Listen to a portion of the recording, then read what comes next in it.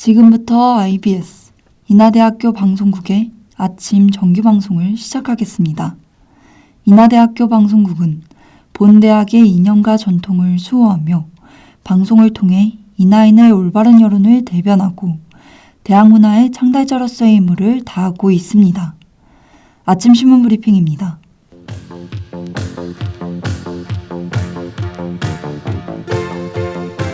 오늘자 동아일보 경제면 기사입니다. 엔화 가치가 16년 만에 최저를 기록하며 환전이 4배 늘고 엔화 예금이 10조 원에 육박했습니다.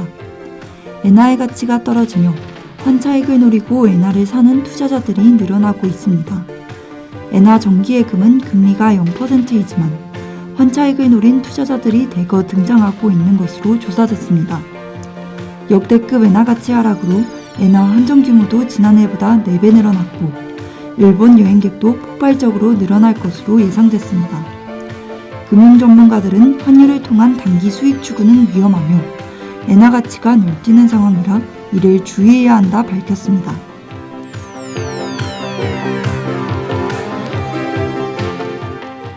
오늘자 중앙일보 사회면 기사입니다.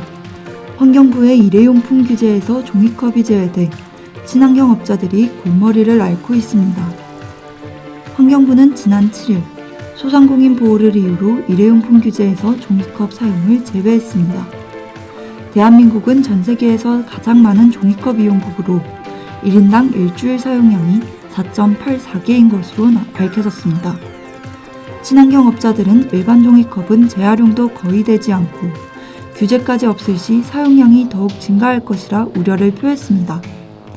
환경부는 종이컵을 별도로 모아 분리배출하는 등의 시스템 마련을 위해 친환경, 재사용 제도에 대해 검토하고 있다고 밝혔습니다.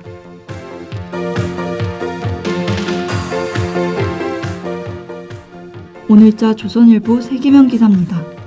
유럽 국가의 첫 유색인종 지도자였던 포르투갈 총리가 리튬 비리로 인해 사임을 발표했습니다. 그는 TV쇼에 출연해 어떠한 불법 행위도 하지 않았으나 청렴성에 대한 의혹과 총리는 양립할 수 없다 의견을 밝혔습니다. 앞서 포르투갈은 유럽에서 가장 많은 리튬 매장량을 보유해 리튬 강산 탐사 등의 과정에서 비리가 발생했다는 의혹이 있습니다. 전 포르투갈 총리는 당선 직후 공공부문 투자를 늘리고 경제성장 최우선 정책을 통해 실업률을 떨어뜨리는 성과를 내기도 했습니다. 그러나 에너지 부문의 의혹에 총리는 전격 사임하였고 검찰은 이미 정권 핵심부로 수사를 진행 중인 것으로 밝혀졌습니다. 지금까지 아침 신문 브리핑의 정부경이었습니다.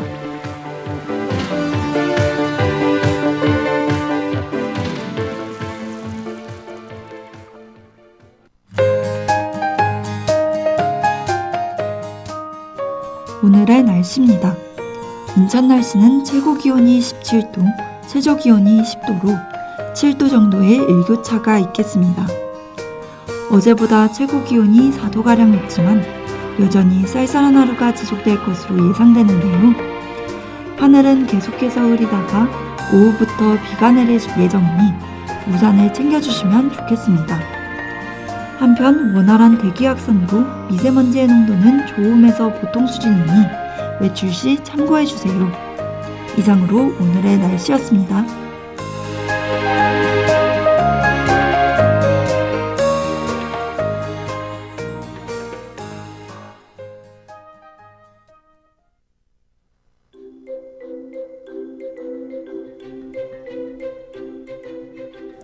이야기에는 힘이 있습니다.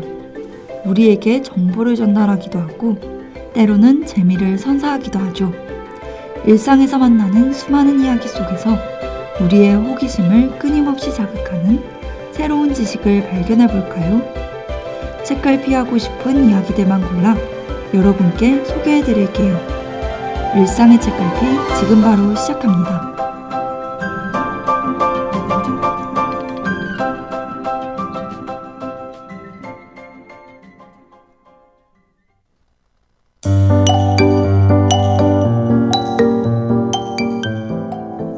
일찍 일어난 탓에 졸음이 밀려오거나 할 일이 많아 밤을 새워야 할 때, 그럴 때마다 함께하는 존재가 있죠.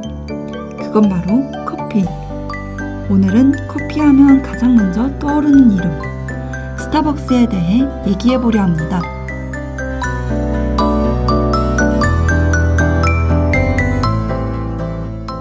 스타벅스는 세계에서 가장 큰 다국적 커피 전문점인데요. 우리나라에선 별다방이란 이름으로 불리기도 하죠. 많은 이들의 사랑을 받는 이곳은 1971년 3명의 동업자로부터 만들어졌습니다. 처음에는 원두 판매점이었지만 이후 커피 판매까지 시작하게 되면서 지금의 스타벅스가 탄생하게 됐는데요. 어디를 지나가더라도 쉽게 볼 수 있는 이 이름이 소설 모비딕에 등장했다는 사실 알고 계셨나요? 시우민의 데이지 듣고 와서 자세히 소개해드리겠습니다.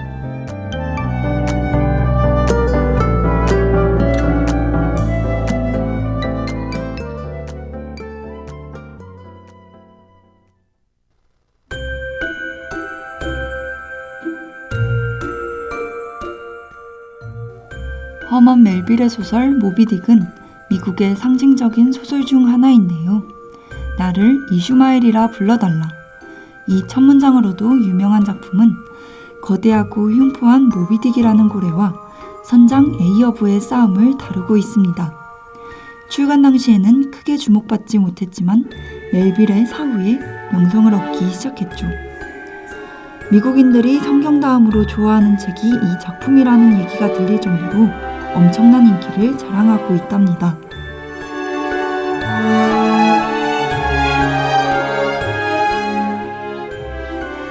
스타벅스를 창업한 3명의 인물인 제리와 제프 그리고 고드는 모비딕의 애독자였다고 해요. 그래서일까요? 가게의 이름을 정하는 과정에서 이 작품이 영향을 주었답니다. 처음에는 포경선의 이름인 피커드가 후보에 올랐지만 동업자 중 한 명은 1등 항해사였던 스타벅의 이름을 고집했죠. 결국 그의 이름에 알파벳 S를 붙여 스타벅스라는 이름이 탄생하게 됐답니다.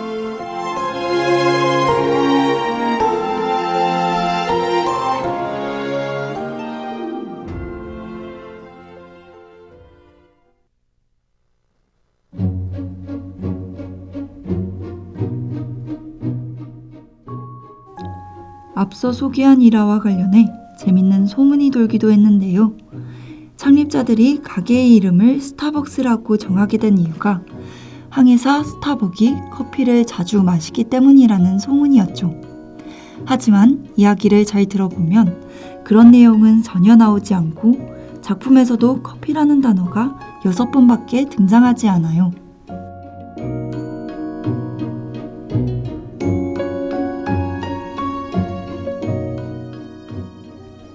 스타벅은 모비딕에서 가장 이성적이고 차분한 인물입니다. 어쩌면 커피와 차분함이라는 이미지를 연결하기 위해서 그의 이름을 선택한 건 아닐까요? 오늘의 이야기는 원필의 외딴 섬의 외톨이 들으며 여기서 마무리하려고 해요. 여러분의 책갈피가 모여 한 권의 책이 될 때까지 밑줄 치고 싶은 이야기들만 담아 돌아오겠습니다. 그럼 다음 주에 만나요.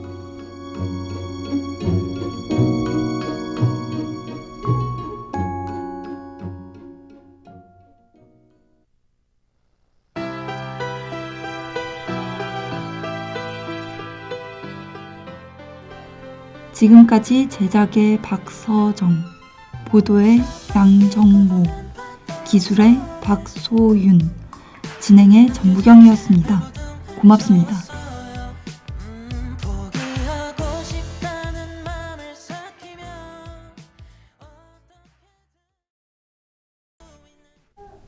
지금까지 여러분께서는 IBS 인하대학교 방송국의 아침 정규방송을 들으셨습니다.